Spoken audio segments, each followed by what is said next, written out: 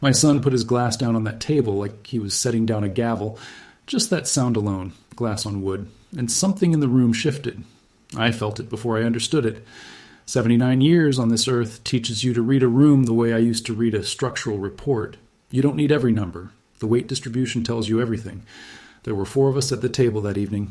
Me, Caleb, Monica, and Caleb's cousin Gerald, who had driven up from Brunswick for what he thought was going to be a regular Sunday dinner. Poor Gerald. He spent half the night staring at his plate like it owed him an explanation. The food had been good. I'd made pot roast the way Eleanor taught me, low and slow, and the kitchen had smelled like something worth coming home to. That part of the evening I hold on to, because everything after it gets harder to describe without feeling something cold settle in my chest. We were talking about nothing particular.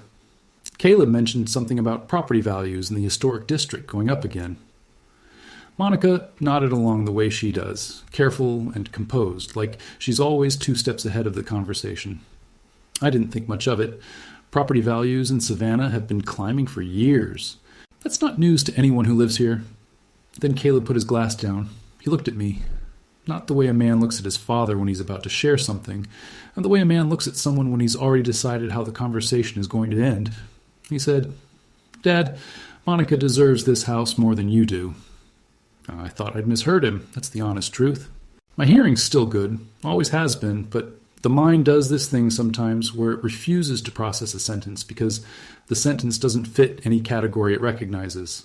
So I sat there for a second, fork still in my hand, and I thought, that can't be right. I said, "What did you say?" He said it again, same words, same calm voice, no hesitation. And this time there was absolutely no ambiguity anywhere in it. He told me Monica had spent years supporting the household, managing things, building a future with him. He talked about her like he was presenting a case, like he'd rehearsed the points in the right order.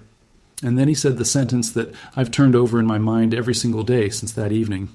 He said, "You've already had your life here. We're the ones who need this house now." Monica didn't argue. She didn't add anything. She just smiled. That particular smile of hers, the measured one, the one that doesn't quite reach the corners of her eyes. And then she asked me, very quietly, like it was the most reasonable thing in the world, "Have you thought about where you'd like to live once we take over?" I want you to understand something about that question before I go any further. It wasn't aggressive. It wasn't shouted. It was the kind of question you ask someone when you've already moved past the part where you needed their permission. It was the kind of question that assumes the answer to every question before it has already been settled. Once we take over, not if, not someday, not eventually. Once. I put my fork down. I looked around that dining room the way you look at something when you're afraid it might be the last time you're allowed to see it clearly. The walls I know by heart. The crown molding Eleanor spent 3 weekends choosing. The framed photograph above the sideboard, a black and white image of the Talmadge Bridge under construction in 1990, one of the projects I consulted on early in my career. The chair across the table, the one to my left, the one where Eleanor used to sit and go through the household accounts on Sunday evenings with her reading glasses pushed down her nose. That chair has been empty for 11 years, but I still don't move it. I still set the table the same way. Some habits aren't habits. They're just the shape grief takes when it decides to stay quiet. I looked at my son. I looked at his wife. I looked at Gerald, who had suddenly become very interested in a piece of bread he wasn't eating. And I asked the only question that made any sense to me in that moment. I said, "When did you decide this was yours?" Caleb didn't flinch. That surprised me more than anything else about the evening. He said, "You always told us this house would stay in the family." I said, "I did." And then I let that sit, because he was right. I had said that, more than once over more years than I could count. This house will stay in the family. I meant it every time I said it. I still mean it. But somewhere between what I meant and what he heard, something had gotten rearranged, something important. And I wasn't sure yet how long that rearrangement had been sitting there in the walls of this house, quiet as dry rot, before it finally showed itself. I spent 41 years as a civil engineer. Most of that time I inspected structures, bridges mostly, but also municipal buildings, old infrastructure that the city needed assessed before it committed money to repair or replacement. The work taught me something that I've carried into every other part of my life. The most dangerous problems are the ones you can't see from the surface. A bridge can look completely sound from the road above. The paint's fine, the joints look clean. Traffic moves across it every single day without incident. And underneath, where nobody's bothered to look in 15 years, the steel is compromised. Not cracked, not collapsed. Just slowly, quietly giving way. You don't discover that kind of damage during a crisis. You discover it when someone finally decides to look. That Sunday evening, somebody finally looked. I need to go back a little. Not all the way back, but far enough to explain something about this house and why what Caleb said hit me the way it did. I bought 14 Whitaker Row in 1987. Eleanor and I had been married for 9 years by then. I was 36. She was 34. We'd been renting a place over on Drayton Street that had good light and bad plumbing, and we'd been saving steadily for years with the kind of discipline that people who grew up without much tend to develop early. The house needed work when we bought it. A lot of work. It's a historic townhouse, and historic in Savannah means beautiful bones and a long list of things that haven't been touched since a previous century. We spent the first 3 years doing what we could afford when we could afford it. Eleanor picked out every finish herself. She had an eye for things that would last. Not fashionable things, lasting things. The dining table was one of the first pieces we bought for the house. Mahogany, solid. A little formal for 2 people eating supper on a Tuesday. But Eleanor said she didn't want a table they'd have to replace. She said furniture should be chosen the way you choose a house. Not for what it looks like right now, for how long it intends to stay. We bought that table in 1988. It has sat in the same spot in this dining room for 38 years. Every serious conversation this family has ever had happened at that table. Every holiday, every difficult Sunday. And now, apparently, this one too. The house is not worth what people think it's worth to me. I don't mean that the way it might sound. I know what it would sell for. I keep up with the market. Savannah's historic district has become something different from what it was when I moved here, and the properties on this block carry numbers that would have seemed like a misprint 40 years ago. I'm aware of that. But when I sit in this house, I don't feel wealthy. I feel located. I feel like I know exactly where I am in my own life. The rooms here aren't rooms to me. They're chapters. The study upstairs, where I kept every engineering notebook I ever filled, 41 years of field notes and load calculations and hand-drawn schematics. The back porch, where I drink my coffee every morning regardless of the weather, because Eleanor started that habit and I saw no reason to end it after she was gone. The hallway with the slightly uneven floorboard near the second step that I always meant to fix and never did, because Eleanor said she liked knowing where I was in the house when she heard it. That floorboard still creaks. I still walk across it every morning. This is what I was thinking about while Caleb talked. He was explaining something about logistics, about how the house was larger than what I needed, about how it made more financial sense for a couple to maintain a property this size than a man living alone. He wasn't wrong about any of the facts, but he was applying facts to a situation that wasn't actually about facts, and he didn't seem to realize that yet. Monica chimed in at one point. She said something about how the neighborhood was changing, how now was a good time to think about transitions, how they could help me find something smaller and more manageable. She was being practical. Monica is always practical. I've respected that about her even when it's frustrated me. But practical is not the same as right. And in this case, it wasn't even the same as kind, though I don't think she understood that distinction at the time. Gerald cleared his throat once. He looked at me. I gave him the smallest possible shake of my head. He went back to his bread. Good man, Gerald. I let Caleb finish. I've always believed you should let a person fully say what they came to say before you respond. Partly because it's respectful. Partly because people often reveal more in the last sentence than in everything that came before it. Caleb's last sentence was, "We just think it's time, Dad." I said, "Time for what exactly?" He said, "For you to think about what comes next." I said, "I think about it every morning on the back porch." He looked at me the way adults look at older people when they suspect you might be avoiding the point. I know that look. I've been getting it for about 8 years now. It's a particular expression that sits right between concern and impatience. I was not avoiding the point. The point was that my son had arrived at my table with a conclusion already written. He wasn't there to discuss. He was there to inform. And somewhere in the years between the casual things I'd said about this house and the Sunday evening when he put his glass down on Eleanor's table, he had crossed a line I hadn't noticed him approaching. The thing about that line is that it's invisible until someone walks past it. After dinner, after Gerald made his polite exit and Monica went to help in the kitchen, I stayed at the table, just me and Caleb. The overhead light was on. The room felt smaller than usual, the way rooms do when something large has been said inside them. Caleb was still talking. He was being reasonable, measured, outlining things the way he always outlines things, which is one of the ways he reminds me most of myself at that age. I listened. I genuinely listened. And I started to understand something that I hadn't fully understood before. He wasn't asking for the house. He already thought he had it. There's a difference between someone saying, "Can I have this?" and someone saying, "When do I get this?" The first is a request. The second is an accounting question. Caleb was doing accounting. He was calculating when the balance would transfer, not whether it should. And the terrible thing, the part that stayed with me long after that evening ended, was that I understood how he'd gotten there.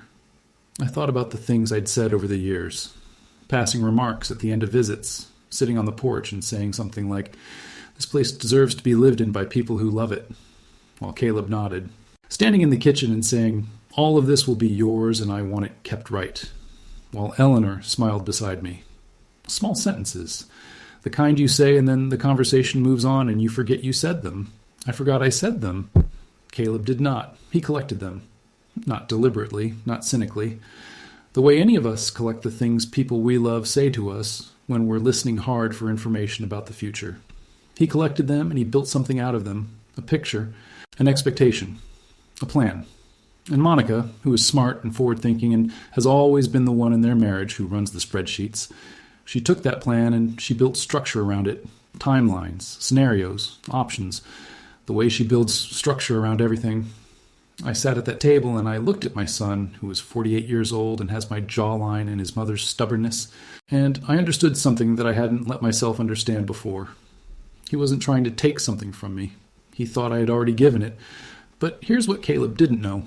Here's what nobody in that room knew, not even Gerald, who knows me better than most people left living.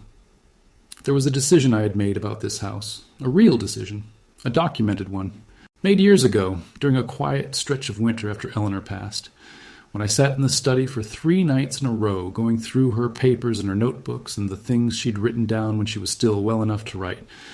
That decision had nothing to do with keeping the house away from Caleb. But it had everything to do with something he had never once asked me about, what Eleanor wanted. Not what she wanted for him, not what she wanted for the house as a financial matter. What she wanted for the house is the thing she had loved and tended and believed in for the last 30-some years of her life. Now, that winter, I made a promise, not to a lawyer, though the lawyers got involved eventually, to Eleanor, to the idea of her, to the version of her that sat at that mahogany table in 1988 and said she didn't want furniture they'd have to replace. She didn't want things that wouldn't last. What Caleb said at dinner, and the confidence with which he said it, and the smile on Monica's face when she asked me where I planned to live once they took over, none of that was what she meant when she talked about things that last. None of it was what I meant either, but I hadn't said so. Not clearly, not formally. Not in the kind of direct, unambiguous language that leaves no room for a different interpretation. That was on me. I've sat with that. A man who spent 4 decades writing structural reports, who understood better than most people that vague language in a technical document is more dangerous than silence. Had been vague for years about the most important structure in his personal life. I let casual sentences do the work that a real conversation should have done. And on a Sunday evening in Savannah, sitting at a table my wife chose, because she wanted something that would last, I was looking at the consequences of that choice. Caleb finally paused. He'd run through his points. He sat back in his chair and he looked at me with something that might have been expectation or might have been relief at having finally said the thing he'd been working up to saying for a long time. I said, "I hear you." He said, "So you understand what we're asking." I said, "I understand what you think you're asking." He frowned. "What does that mean?" I looked at the photograph above the sideboard. The bridge under construction. Steel and cable and concrete, built to carry weight it would never see coming. I said, "It means I need you to come back next weekend. Just you, not Monica. You and me, and I want to show you something in the study." He said, "What's in the study?" I said, "An answer to a question you haven't asked me yet." He stared at me for a moment. Then he said, "What question?" And I said something I'd been carrying for 11 years without knowing I needed to say it out loud. I said, "You've told me what you think this house is worth, but you've never once asked me what I think it means." The room was very quiet after that. Caleb looked at his hands, then at the table, then at the empty chair where his mother used to sit. And whatever he was thinking in that moment, whatever the beginning of something shifted into inside him, he kept it to himself. He said he'd be there Saturday. He left an hour later. I sat at the table for a long time after the house was empty. Just me and the sound of Savannah settling into the night outside, the way old cities do, all that history breathing through the walls. I thought about Eleanor. I thought about the letter I'd found in her desk 3 weeks after the funeral, written in her handwriting on pale yellow paper, 3 paragraphs about what she hoped would happen to this place after we were gone. I thought about what I had done with that letter. And I thought about what I was going to have to explain to my son when he came back on Saturday. The thing about a bridge, I used to tell my younger colleagues, is that the real load isn't the one you can see. It's the one that's been accumulating over time, quietly, in the joints and the connections, in the places where 2 pieces of structure meet and depend on each other to hold. That's where bridges fail. Not dramatically, not all at once, in the places where things connect. I turned off the dining room light. I left the room the way it always looks at the end of an evening, the table still standing where it stood in 1988. Eleanor's chair in its place, the photograph keeping its silence above the sideboard. I went to bed. But before I did, I went into the study. I opened the bottom drawer of the desk. I didn't take anything out. I just looked at the folder sitting there, the one I'd kept there for years, and I made sure it was still where it was supposed to be. It was. Saturday was coming. And Caleb was going to sit in that room and hear something that would change how he understood every casual thing I had ever said. Whether it would change how he understood me. That was the question I couldn't answer yet. Saturday came the way difficult days usually do, quietly, without warning you with its weight.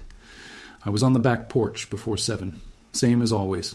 Coffee in the same mug I've used for years, a plain white one with a small chip on the handle that I've never bothered replacing. The air in Savannah in the early morning has a particular quality that I've never been able to fully describe to people who haven't lived here. It's heavy and still and somehow patient, like the city itself is taking a breath before deciding what kind of day it wants to be. I sat out there, and I didn't think about what I was going to say to Caleb. I thought about a bridge. Not a specific one, just the general idea of a bridge. The problem of a bridge. A bridge exists to connect 2 places that a gap has separated. That's its only job.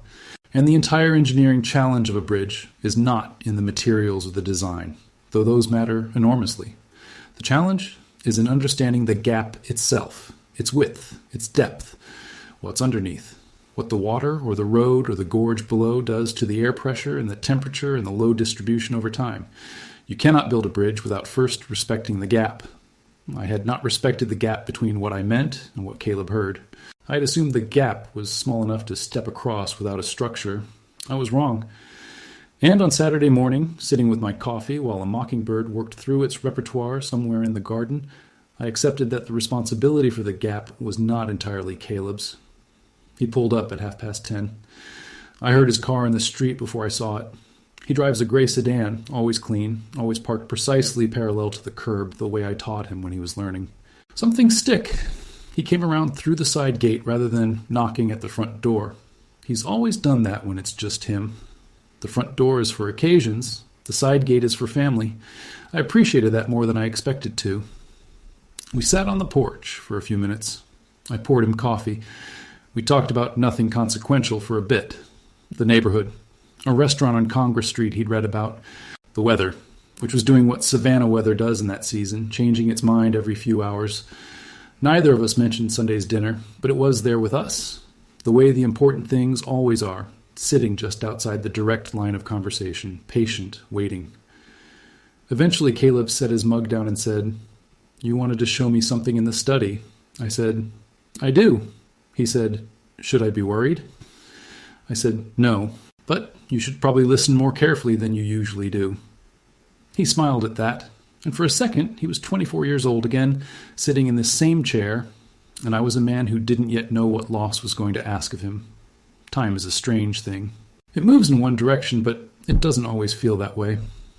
We went inside. The study is a small room on the upper floor, north-facing, which means it doesn't get a lot of direct light, but it keeps an even temperature through most of the year. Eleanor used to say it was the most honest room in the house because it never tried to show off. Just walls and shelves and a desk and a window that looks out over the garden. Every shelf in that room is loaded. Engineering notebooks from 4 decades of fieldwork, organized by year, all of them in matching black covers because I standardized early and kept to it. There are also reference volumes, manuals, a few professional journals, and on the bottom shelf near the window, Eleanor's books, the ones she kept in here specifically because she liked to read near the garden. Poetry, mostly, some history, a few novels she'd read more than once and wanted close. I haven't moved any of it. Caleb looked around the room the way he hadn't looked at it in years. When you grow up inside a house, you stop seeing it after a while. Everything becomes background. But when you come back to a room that meant something, sometimes the specifics reassert themselves. I could see him noticing the shelves, noticing the desk, noticing the particular quality of the light. He noticed his mother's books. He didn't say anything about them. He just paused at the shelf for a moment, ran one finger along the spines, the way you touch something you want to remember you've touched, and then turned toward me. I sat down at the desk. He sat in the reading chair near the window. I said, "Before I show you what's in this drawer, I need to tell you something. And I need you to let me finish before you say anything." He nodded. I said, "You were right the other night about one thing." He waited. "I did say this house would stay in the family. I said it more than once. I meant it every time. But somewhere along the way, those words became something different in your mind than what they were in mine, and I let that happen. I kept saying things casually that should have been said carefully, and I kept putting off a conversation that needed to happen years ago. That's not your failure. That's mine." Caleb looked like he wanted to respond. I held up one hand, just slightly. "Old habit." He stopped. "I need you to understand something about why I kept putting it off," I said. "It wasn't because I didn't trust you. It was because I was afraid you'd hear it wrong. And the particular irony of that is that by waiting, I guaranteed exactly the outcome I was trying to avoid." He was quiet. "When your mother passed," I said, "I spent about 3 weeks doing very little except sitting in this room going through her things. Her notebooks, her correspondence, the things she'd kept in the drawers and the boxes she thought nobody needed to look at while she was alive. And I found something that I didn't expect." I opened the bottom drawer. The folder was there where I'd left it. Brown, plain, the kind of folder you can buy anywhere. Nothing on the cover. I took it out and set it on the desk, but I didn't open it yet. "Eleanor wrote a letter," I said. "Not a legal document, not a will. The will was handled separately by people who know how to handle wills. This was a personal letter, 3 paragraphs, written on yellow paper in the particular handwriting she had after her arthritis started affecting her right hand. Slightly larger than it used to be, slightly more careful." Caleb had gone very still.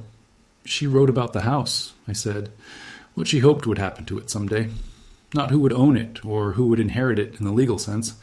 What she hoped it would do. What she wanted it to give." I paused. "Your mother spent the last years of her life involved with a preservation organization here in Savannah. You know about that because you drove her to some of the meetings in her last year when she wasn't comfortable driving herself. What you probably don't know is how seriously she took it, how much she talked about it with me in private. She believed very specifically in what they were doing, which was working to keep certain historic properties in this neighborhood from being bought, gutted, and converted into something that serves no one who actually lives here." Caleb said quietly, "I knew she cared about that." "She more than cared," I said. "She had a vision for what this house could contribute to that work after we were gone. Not immediately, not while I'm living here. After. She thought about it for years before she wrote it down." I opened the folder. Inside was the yellow letter, and behind it, a set of documents I'd assembled in the years since. Correspondence with the organization Eleanor had supported. A preliminary agreement, nothing binding at the time, outlining what a future arrangement might look like. Notes in my own handwriting, from conversations I'd had with people who understood how these arrangements worked. I slid the yellow letter across the desk toward Caleb. He picked it up. He read it slowly. I watched him read it the way I used to watch junior engineers review a structural report, looking for the moment when understanding shifted from processing words to actually receiving them. It took a minute, maybe a little more. When he looked up, something was different in his face. Not dramatically different, not collapsed or transformed, just quieter. The particular quiet of a man who has just recalibrated something. He said, "She wrote this herself?" 3 weeks before she went into the hospital the last time, I said. She left it in the bottom drawer of her dresser, under a box of correspondence she'd kept from her parents. She knew I'd find it when I was going through things.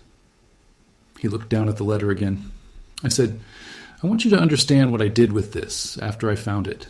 I didn't do anything rash. I didn't call a lawyer the next morning and sign everything over to some organization.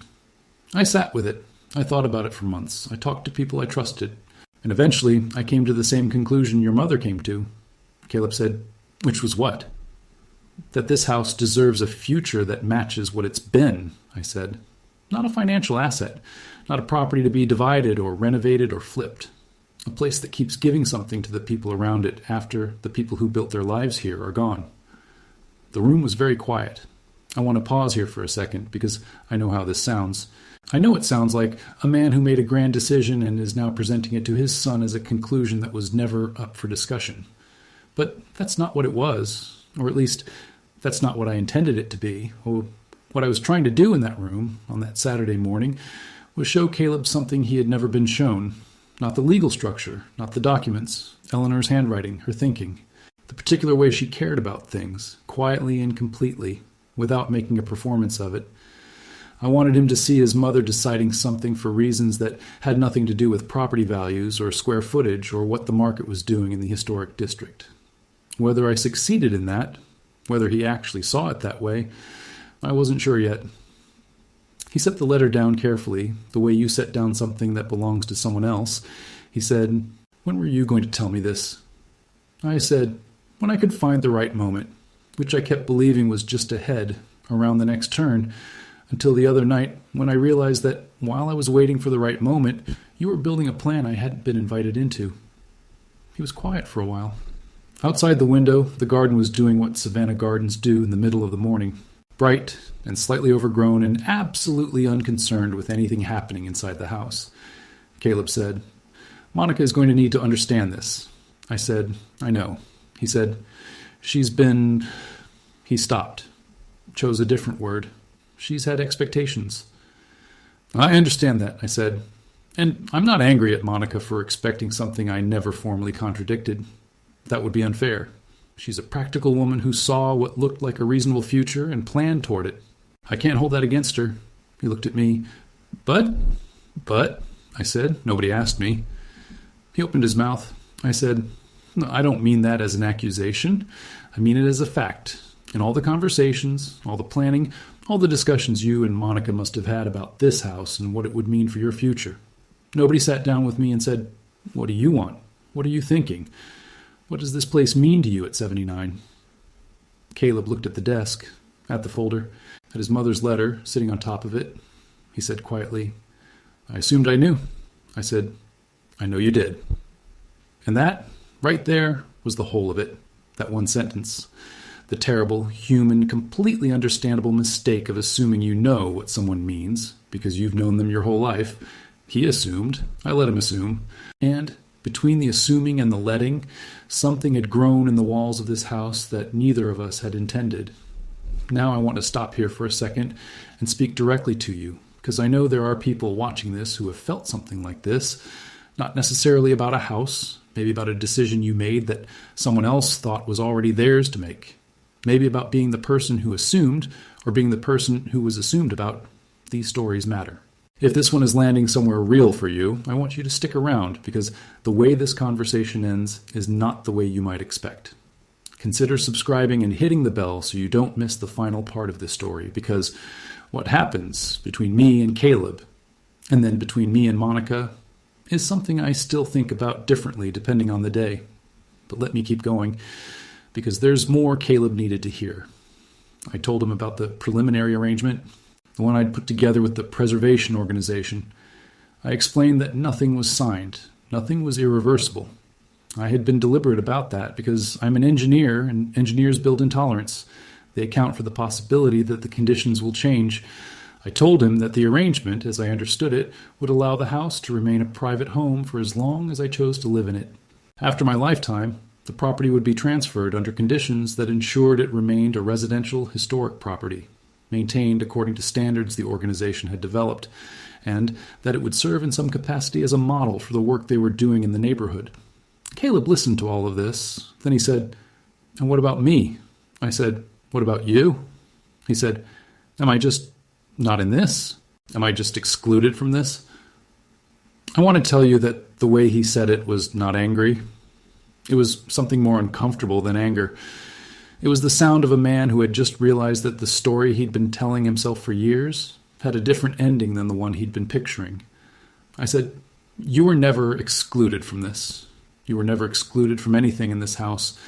But there's a difference between being part of my life and owning my decisions. Those are two completely separate things."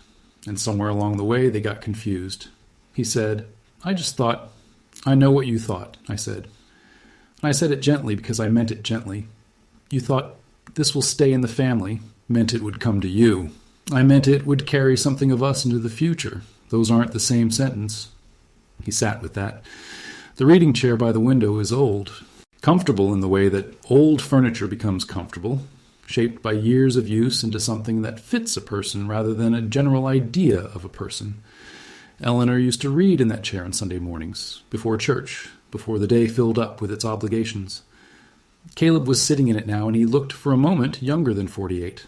Not in an obvious way, just in the way that certain truths have of finding a person's younger self and speaking directly to it. He said, "Did she know about the arrangement?" I said, "Sure, she's the one who started it." He stared at me. I said, "Not formally, not with documents and agreements, but she spent the last several years of her life building a relationship with those people and thinking about what this house could become. I took what she was thinking and I carried it forward the only way I knew how, which was to be careful and thorough and give it the same attention I'd have given any project that mattered." He said, "So the whole time she was already thinking about what comes after," I said. "Yes." He was quiet for a long time. I didn't fill the silence. A thing I've learned in 79 years is that some silences are doing necessary work, and interrupting them is a form of interference. Eventually he said, "Why didn't she tell me?"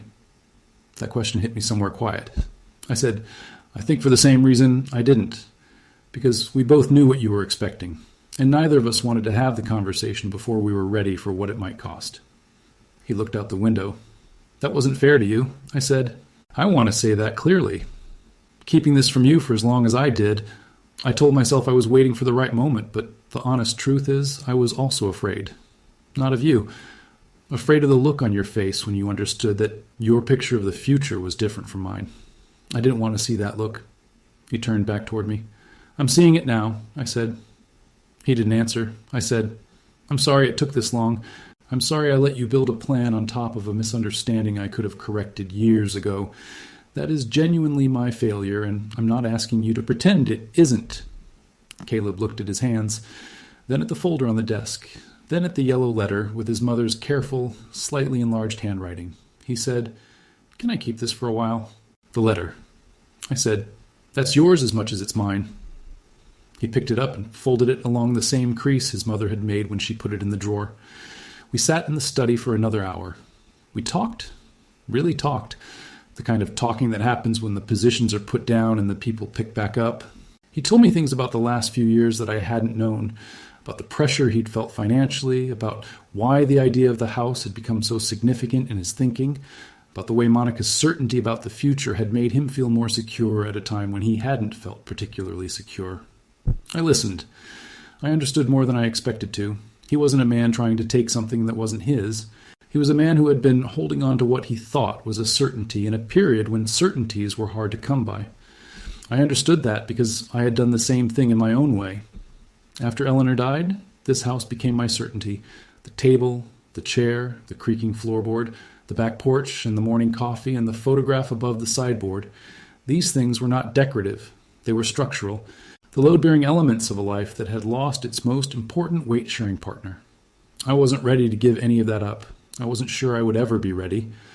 But I also knew that the longer Caleb walked around with an incomplete version of the story, the more damage the incomplete version would do. Not just to him, to us. Before he left that afternoon, he stood in the doorway of the study and looked at the room one more time. The shelves, the notebooks, his mother's books on the bottom shelf. He said, "I always liked this room." I said, "I know you used to sneak up here when you were supposed to be doing other things." He almost smiled. "You knew about that?" I knew about everything, I said. I just picked my moments. He laughed. A real one, the kind that doesn't need any setup. Then he said, I need to talk to Monica. I said, I know. He said, it's going to be a hard conversation. I said, most honest ones are. He nodded. He started down the hall toward the stairs. And he stopped, one hand on the banister, and he turned back, and he said, Dad, the question you want me to ask you, what do you want? I'm asking it now.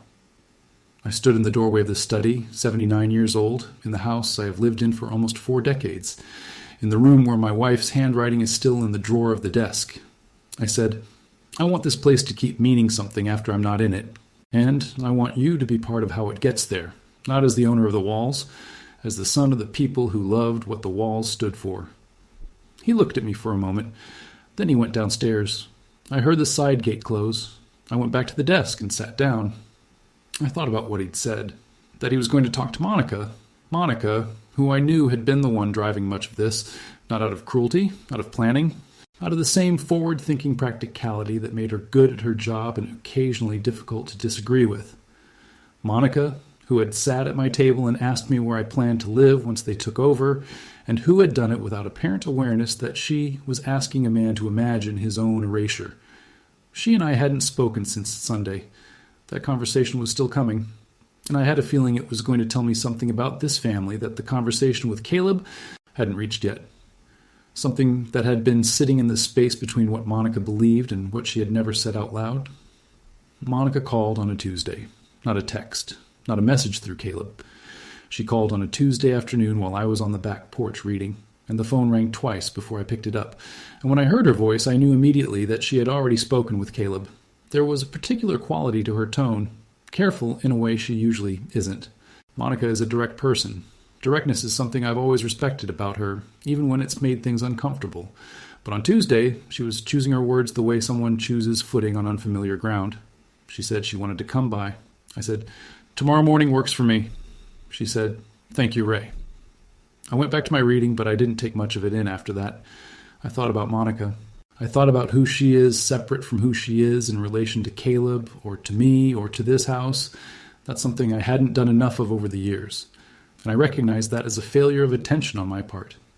I had allowed her to become a supporting character in my understanding of my own family, instead of a full person with her own history and her own fears and her own particular way of calculating the future. Monica grew up in a household that moved frequently.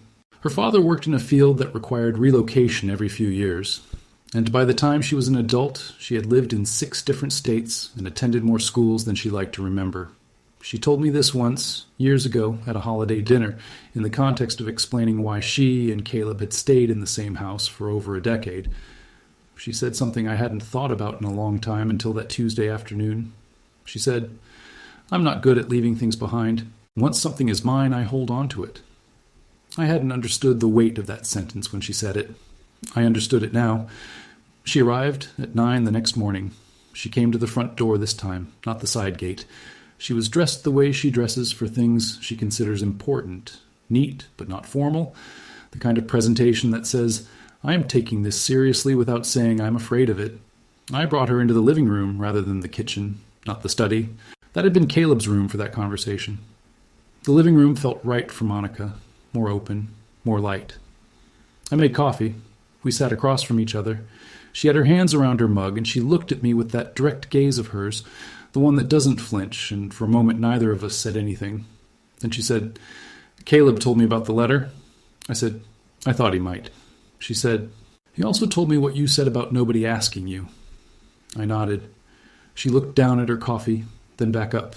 He's right, I didn't ask you. That was not what I expected her to open with.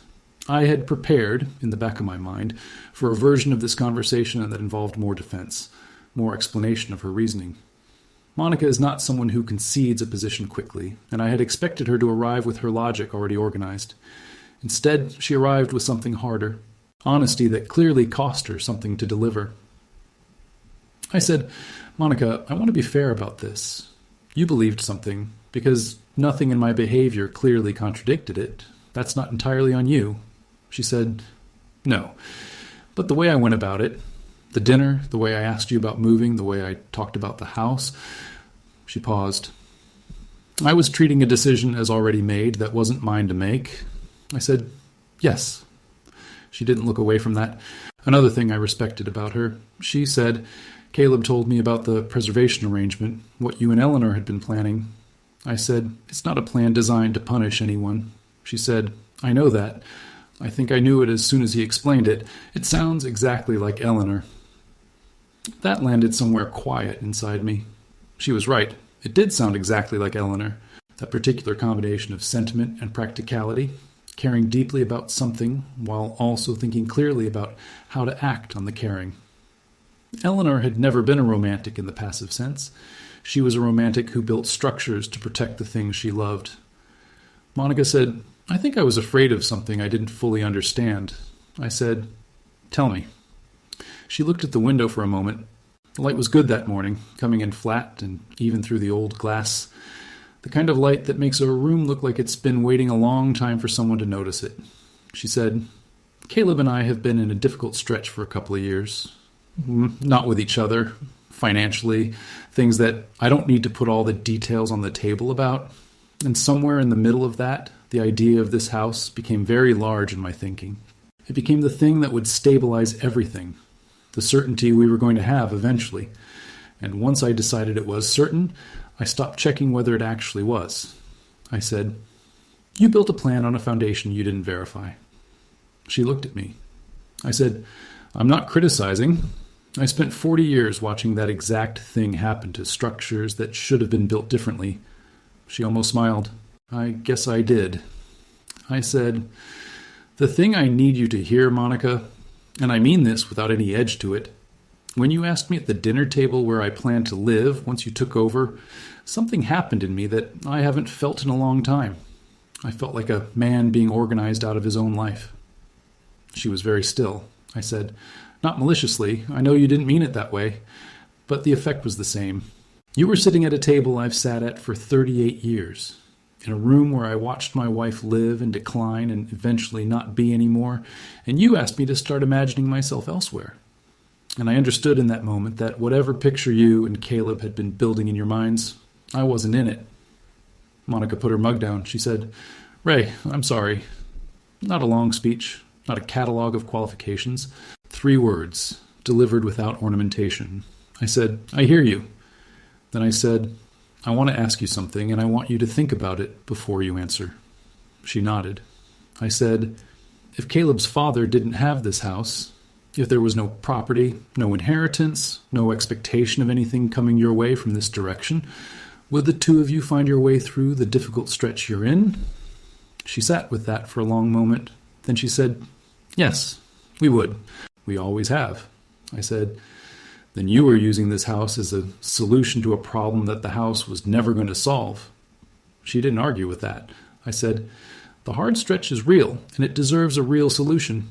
Not a property you were counting on inheriting from a man who's still very much alive and intends to stay that way as long as he can manage it. She laughed at that. A real one. Surprised out of her. I said, I'm 79, Monica, not 109. I have every intention of being a nuisance for a good while longer. She wiped her eye. Whether that was the laugh or something else, I didn't ask. We sat together for another hour. We talked. Actually talked. The way I don't think she and I had talked in years. She told me things about the last 2 years that Caleb hadn't mentioned in the study, the texture of it, how certain pressures had accumulated, and how the mental image of this house had become a kind of anchor in her thinking, something solid and promised in a period when not much else felt either. I told her things too, about what the house meant to me in the concrete daily sense. The back porch in the morning, the floorboard in the hallway, the particular smell of the study on a cold afternoon, the way certain rooms hold a version of Eleanor that I can still access if I approach them the right way, quietly, without demanding anything. I told her that losing Eleanor had not made me hold the house more tightly in the financial sense. It had made me hold it more carefully in every other sense. Every decision I made about the place now carried weight that it hadn't carried when she was alive, because now I was making those decisions for both of us. Monica listened to all of this the way a person listens when they are not formulating a response but actually receiving something. Before she left, she stood in the hallway for a moment. She looked at the dining room through the open doorway, the table, the chairs, the photograph above the sideboard. She said, "I never knew that photograph was from a project you worked on." I said, 1990. I was part of the inspection team during the construction phase. Not the lead. I wasn't senior enough yet, but I was there. She looked at it for another moment. She said, "It's a good photograph."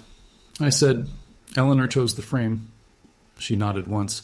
Then she went out the front door and down the steps, and I watched her walk to her car with her shoulders a little lower than when she'd arrived. Not defeated, released. There's a difference, though. From the outside it can look the same.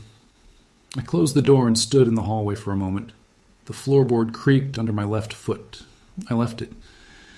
Now I want to take a breath here and say something that I've been working toward through all three parts of this story, because I think it's the part that matters most, and I don't want to rush past it.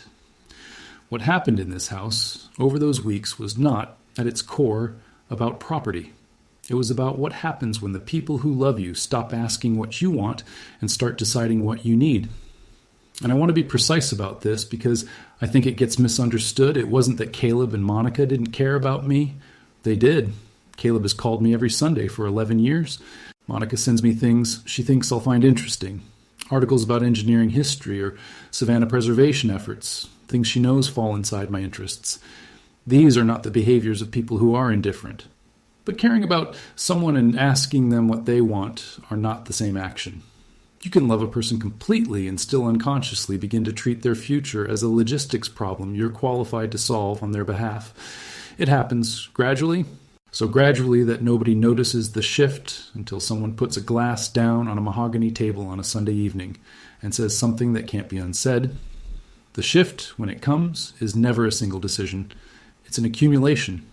It's the sum total of every assumption that went unchallenged and every conversation that got postponed and every casual sentence that was allowed to carry more structural weight than it was designed to bear. I spent my career identifying that kind of failure in physical infrastructure. I should have been more careful about identifying it in my own family. That's the part of this that I carry, not bitterly. But honestly, if you've been watching this story and something in it has touched something real in your own life, I want to hear from you. Drop a comment below and tell me whether you've ever been on either side of this kind of assumption. Whether you've been the person who assumed or the person who was assumed about. These things happen in families everywhere. And I think there's something valuable in naming them out loud rather than letting them sit in the walls. And if you're new here and this kind of story resonates with you, please subscribe and turn on the notifications, because the stories I tell here are all built on the same foundation. Real experience, real conversation. Real consequences that don't resolve the way movies say they should. The months after that conversation were not immediately easy. Things between Caleb and me required a period of adjustment that I won't pretend was smooth. He knew what he knew, and he had to reorganize his understanding of the future around a new set of facts, which is something that takes time, regardless of how willing you are to do it. There were weeks when our Sunday phone calls were shorter than usual. Not cold, just shorter. Finding their footing again. Monica and I didn't speak at length again for about 2 months after her visit. And then one afternoon she called to ask me something about the preservation organization, whether I thought they'd be open to speaking with someone who had professional experience in historic restoration, because she had a colleague who she thought might be useful to them. I said I thought they'd be very interested. She said she'd pass along the contact information. It was a small thing, the kind of small thing that means a large thing when you understand the context. She was engaging with the plan on its own terms, not accepting it as a defeat. Engaging with it as something real that she could find a way to be useful within. That was Monica doing what Monica does, taking a situation she can't change and finding the angle from which she can contribute. I respected it more than I could say. Caleb came back to the house on a Saturday in late autumn. The leaves on the oaks along Whitaker Row were doing what leaves do down here, which is turn slowly and without much drama, the color shifting gradually rather than all at once the way it does further north. He came through the side gate.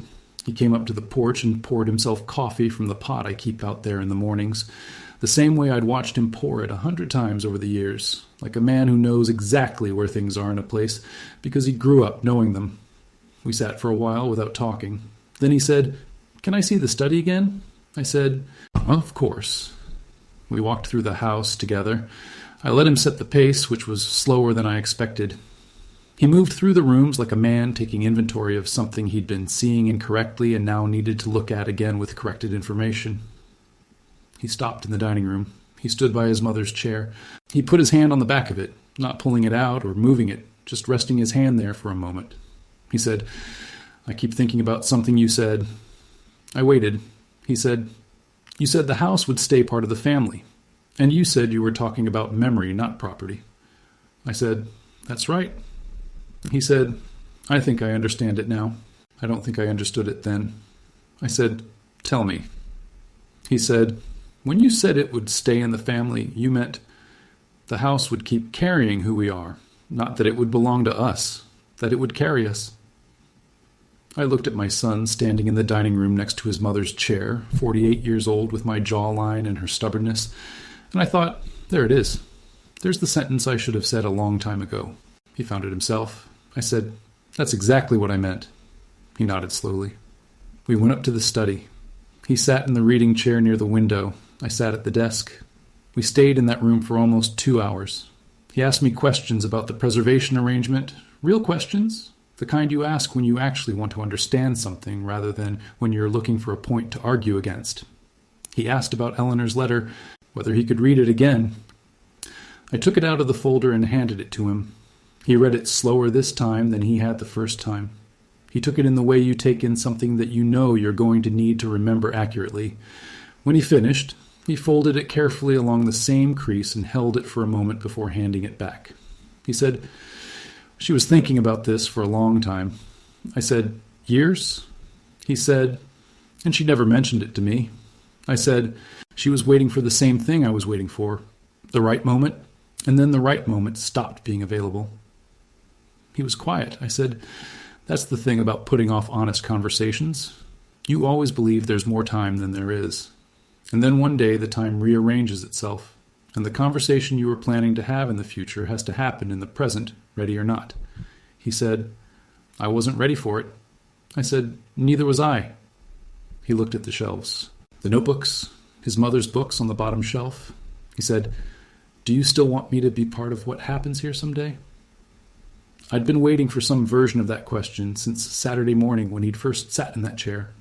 I said, "I always wanted you to be part of it. I just never wanted you to confuse being part of my life with owning my decisions." He sat with that. I sat with it too. The room was very quiet. Outside the window, the garden was moving slightly in a breeze that had come off the river, a particular late autumn savanna breeze that carries something in it that's almost cold, but not quite, like the season is making a suggestion rather than a demand. Eventually, Caleb said, "What can I actually do for the arrangement? Is there a role?" I said, "There's always a role for someone who understands what something means rather than just what it's worth." He said, "That's not a very specific answer." I said, "It's a very specific answer. You're just used to looking for specifics in a different place." He thought about that. Then he said, "Okay, just that?" "Okay." Which was, in the language of my son, the equivalent of a fairly significant declaration. We went back downstairs. I made lunch. Nothing elaborate. Sandwiches and the good mustard that I keep in the back of the refrigerator and don't offer to everyone. We ate at the mahogany table, just the two of us, the way we hadn't eaten at that table in years without an occasion requiring it. We talked about other things, his work, a film he'd watched recently that he thought I might like, a book he'd been reading about the history of American infrastructure, that he'd started because of something I'd said once years ago, about bridges being the most honest form of architecture because they have nowhere to hide their weaknesses. He'd remembered that. He'd gone and found a book about it. That's the kind of thing a person does when they're paying attention to someone they love. After lunch, he helped me clear the table. He stood at the kitchen sink, washing the plates the way he washed them when he was young, methodical, careful about the corners. I dried and put away. Before he left, he stood in the hallway for a moment, the way Monica had stood there looking into the dining room. He said, "I keep thinking I should apologize more." I said, "You've apologized enough." He said, "Have I?" I said, "What you did after the apology is worth more than the apology. You came back. You asked the real question. You listened to the answer." He looked at the floorboard near the second step. He said, "Is that floorboard always going to creak?" I said, "Probably." He said, "Good. He paused. Mom used to say she liked knowing where you were. Oh. I said, she did. He said, I kind of like it too. He went out the side gate. I stood in the hallway for a long time after the gate closed, just standing there in the quiet of the house, 79 years old, in a home I have lived inside for almost 4 decades, listening to the sound of nothing in particular. The floorboard creaked when I shifted my weight. I let it. There's something I want to say about how this story ends, because I think it's easy to hear everything I've told you and come away thinking that this was a victory, that Ray won, that the house was saved, that the sun came around and everyone went home satisfied. But that's not what happened. What happened was more ordinary and more important than a victory. What happened was that 3 people who loved each other in the imperfect, distracted, assumption-laden way that real families love each other found their way to the same room long enough to say the things they'd been carrying without saying. Nobody won. Caleb didn't get what he expected. Monica had to revise a picture of the future. She'd been building carefully for years. I had to accept that my own silence had contributed to a misunderstanding I'd been too cautious to correct. We all walked away carrying something different from what we'd walked in with. That's not a victory. That's just what honesty costs. And I want to be honest about that, because I think the stories that make it look cleaner than it is don't actually help anyone. The house is still mine. I wake up every morning and walk across the hallway floorboard and go down to the kitchen and make my coffee and take it to the back porch. I sit in the chair that was already old when I bought it, and I look at the garden, and I think about Eleanor, not with a specific quality of grief, but with the general quality of someone who is still very present, even though she's been gone for 11 years. The arrangement with the preservation organization is still in place. It may change over time as circumstances change, because I built in tolerance, same as I always do. Caleb is aware of it. Monica has already made one introduction that proved useful. The future of this house will be what Eleanor imagined, what I carried forward, what Caleb is now beginning to understand. And on Sunday afternoons, my son still calls. The calls are not shorter anymore. Sometimes they're too long. Sometimes he talks more than he needs to about things that aren't particularly urgent. But I don't rush him. I sit on the back porch with whatever's left of the afternoon, and I let him talk, and I answer. And occasionally I say something that makes him quiet for a second, in the specific way that means he's actually thinking about it. That's enough. More than enough. I think about what I almost lost. Not the house. That was never really at risk, though it felt like it was for a while. What I almost lost was the version of Caleb who asks me real questions. The version of my family that has room in it for what I actually think, rather than what's convenient to assume I think. That's what the conversation at the dining table could have cost me if I'd handled it differently. If I'd gotten angry. If I'd made it about winning rather than about understanding. If I'd punished them for the assumption instead of correcting it. I'm grateful I didn't. Not because I'm a particularly patient man by nature. I'm not. I'm a man who learned patience the slow way, through decades of work that punished impatience with expensive mistakes. I applied that lesson to my family. It worked. Not perfectly, but enough. One last thing. The mahogany table is still there, right where Eleanor put it in 1988. It will probably outlast this house, the way she said it would. It's solid in the way she chose things to be solid, built to carry more than you can see coming. I sit at it every morning with my first cup of coffee before I go to the porch. I sit in my chair. I look at the empty chair to my left. I don't think about what the table is worth. I think about what it's been. And I think that's the difference, right there, between a man who understands what he has and a man who's still calculating what it might become. I understood a long time ago. It just took a Sunday dinner and a glass put down on mahogany for the people I love to understand it too. If this story reached something real in you, I'd be glad to hear it. Leave a comment below and tell me what it brought up. Maybe you've been the one who assumed. Maybe you've been the one who was assumed about. Maybe you've had a version of this conversation at your own table, about your own house, your own decisions, your own right to say what your life means before someone else writes the ending. Tell me about it. And if you haven't subscribed yet, please do. Hit that button and the bell that goes with it. There are more stories coming, the kind that don't wrap up perfectly but end honestly, and I think honest endings are the only kind worth sitting with. This has been Ray, same back porch. Same coffee, same creaking floorboard, still here.